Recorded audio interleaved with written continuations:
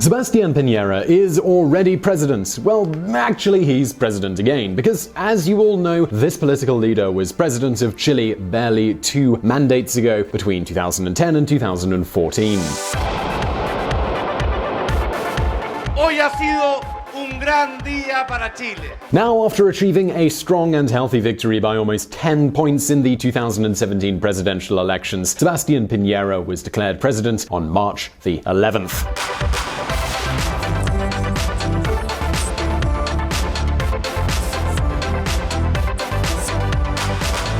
Well, dear viewer, in this video today we are going to be seeing what kind of Chile this president is inheriting, as well as the great challenges that lie ahead for him. But first of all, let's get to know this character better. Let's see who Sebastian Piñera really is.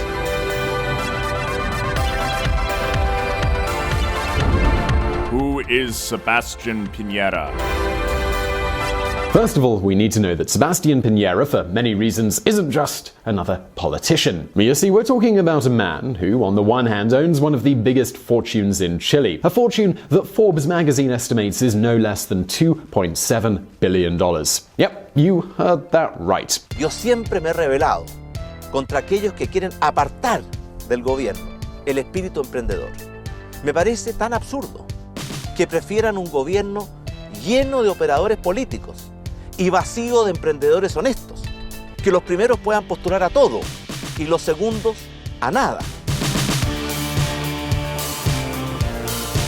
For years, Sebastian Piñera was an aggressive, self-made businessman. But do not be fooled by his Colgate smile. His record shows that for a long time, Piñera knew how to play to the limit and become a major investor in various sectors such as construction, supermarkets, airlines, and TV channels. Yeah, I mean, now that I think about it, it's really hard to find a sector in which Piñera didn't try his luck. Even in 2006, he decided to bet on the football industry and took control of a team. But not just any team. Nope, he took control of the most important soccer team in Chile, Colo-Colo. Of course, many critics accuse him of buying this team not as an investment but as a political maneuver, like Silvio Berlusconi. But don't think that Piñera's exploits were only in the business sector, not at all, in fact.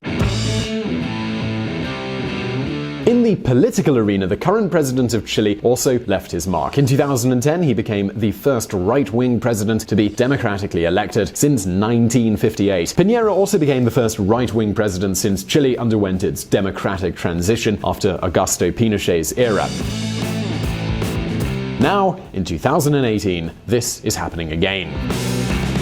In other words, we could say that Sebastian Piñera is a pretty fortunate guy, and I don't think you'd disagree. Well, the fact is that in his first term, despite having to face the consequences of a terrible earthquake that shook his country just 2 weeks before he took office, his first government had relatively good results. At least half of our efforts throughout the entire administration were devoted to rebuilding the country, and consequently, we had to sacrifice many things we wanted to do. Rodrigo Hinspeter, Minister of the Interior and Minister of Defense in Sebastian Piñera's first government. The truth is that no great revolutionary change really happened. However, in his first 4 years of government, the economy grew by more than 5% per year, more than 1 million jobs were created, wages increased, and poverty fell sharply. We had a really good government, in which every social and economic indicator improved in Chile. But I have more experience now, and experience counts. Sebastian Piñera. And the truth is, dear viewer, that in this case, all that experience can be really, really important. And why is this? Well, because today Chile is really quite different. I mean, pay attention to this.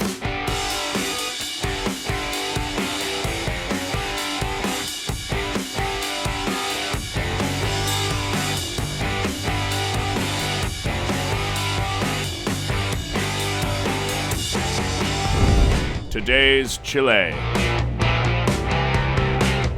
We already told you here on VisualPolitik previously, and I don't think it will surprise anyone, that in the last few decades, Chile has been something like Latin America's Cristiano Ronaldo, the country that grew the most, the one that had the most success. Convincing proof of this was the evolution of the Chilean middle class, which multiplied by almost 3 within a very short span of time.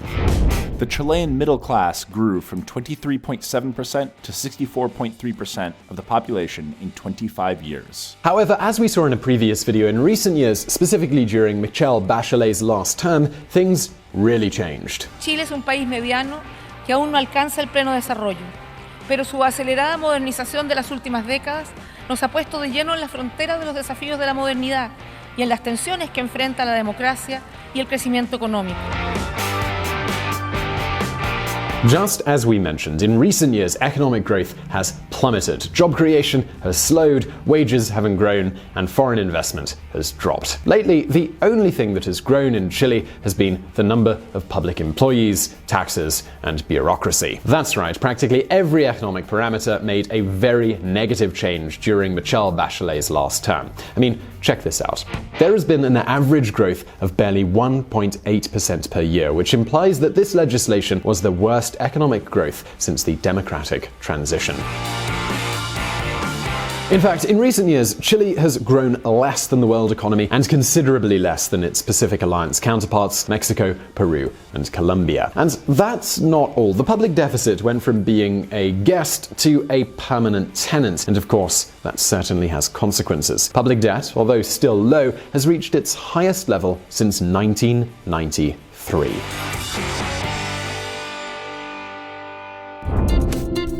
Having the fiscal debt double every 4 years isn't sustainable. That's the road to the precipice. Philippe Larraín, Minister of Finance. Although by far the worst development has been the 4-year consecutive drop in investments. And it wasn't only the economy that went south. Crime rates have increased a lot. In the Araucanía region, where there's a conflict with the indigenous people, the Mapuches, who demand more autonomy and recognition, violent acts have exploded, growing by 150%. ¿Qué pretende el gobierno? ¿Que los ciudadanos tengan que organizar milicias armadas para protegerse? ¿O que deben tomar la justicia por sus propias manos? And even regarding health, the government's decision to suspend the hospital concession system has meant that the government has barely been able to invest more than half of what they'd budgeted, making waitlists and quality issues a chronic problem. And let's not deceive ourselves here. As always, the ones most affected by all of this are not the richest, but the middle class, and even more so, the most vulnerable people in the population, the poor people. In other words, it's fair to say that Chileans have no reason to celebrate Michelle Bachelet's last term. Indeed, they were an incredibly intense 4 years. Now, perhaps we could better analyze what's happening in Chile by taking a look at their Economic Freedom Index, whose correlation with a country's level of wealth and prosperity is very high. Well, during Michelle Bachelet's last term, Chile fell from 7th position to 20th.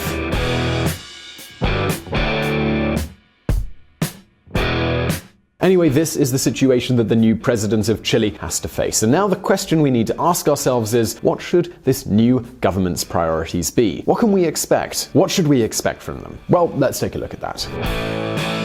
Tenemos que acercar el Estado a los ciudadanos. ¿Cómo va a ser bueno un gobierno que tiene a Chile estancado, que lo tiene sumido en la frustración, que no crea sino que destruye los buenos empleos, que no mejora los salarios y las pensiones?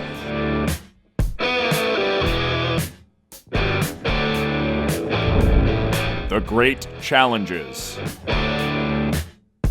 Well, it seems quite clear that in a country that isn't exactly cheap and in which 3 out of 4 workers make less than $800 a month, the economy has to be their number one priority. If the economy isn't doing well, social statistics won't do well either. And this seems to be very, very clear for the new government. In fact, Piñera, the new president, has promised to focus his efforts on doubling economic growth, creating hundreds of jobs, and laying the foundations for Chile to become the first developed country in Latin America by 2025. But of course, you might be thinking, well, how on earth can they achieve this? I hope he doesn't think that a mere tax reform is going to be enough to restore Chile's growth. He is going to need an aggressive policy to stimulate diversification. Almost half of the country's exports are still copper.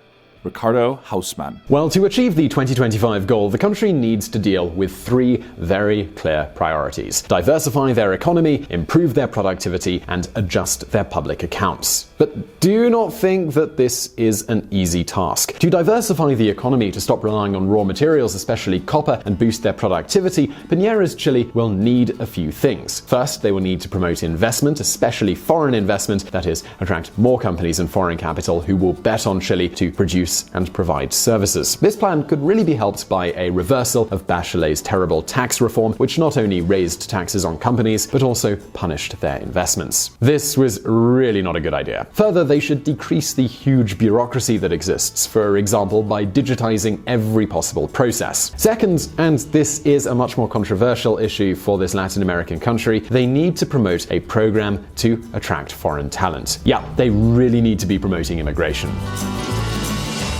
You see, in Chile, the immigrant population has grown a lot in recent years, but it's still very low and hasn't even reached 3% of the population. And Chileans like to compare themselves with Australia and New Zealand, where immigrants make up 30% of the total population, 10 times more than they do in Chile. Yes, you really did hear that right. And the best way to gain talent and promote different businesses and activities is to attract people with different skills and abilities from all over the world. We're actually going to be discussing that in more detail really soon, but for now, here's a great example. In Silicon Valley, the great global innovation center, 54% of entrepreneurs are foreigners. And no, we're not talking about an open door, but we are talking about setting up a mechanism that clarifies and promotes talent attraction. Because, well, at the end of the day, if it all goes well, Chile can aspire to become the great benchmark for business in Latin America, and that implies attracting professionals. In addition, and this is an important detail, according to all Chilean standards, immigrants have more education on average, their labor participation is much higher, and they even earn more money. Other policies Chile needs to enforce are improving relations between universities and companies, fighting insecurity, and ending the public deficit, as well as improving infrastructure and increasing savings. So now, if we take a look at Piñera's program, we will see that the president's promises seem to align with this. So in principle, his political change is going to be really good for Chile. Now, of course, as always, only time will tell. But just hold on a moment, because not everything is quite so simple.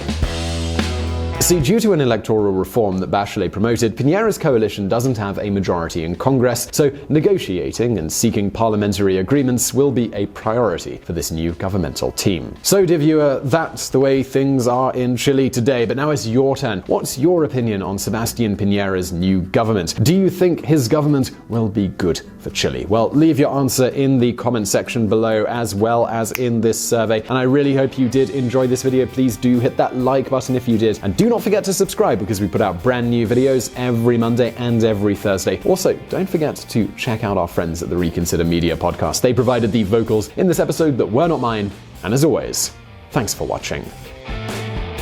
Tenemos que acercar el Estado a los ciudadanos. ¿Cómo va a ser bueno un gobierno que tiene a Chile estancado, que lo tiene sumido en la frustración, que no crea sino que destruye los buenos empleos, que no mejora los salarios ni las pensiones?